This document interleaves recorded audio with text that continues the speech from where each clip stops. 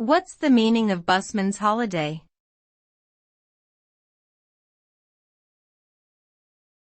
Busman's holiday.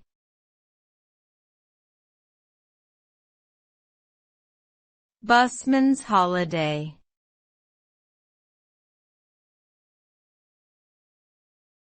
Busman's holiday.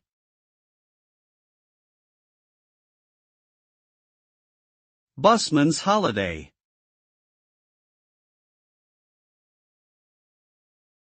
The phrase busman's holiday refers to a situation where someone who normally works in a particular field or industry takes a vacation but continues to engage in work-related activities during that time.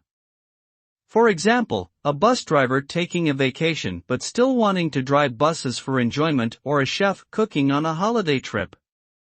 The result is that the person is not fully able to relax and enjoy their time off, as they are still focused on their usual line of work.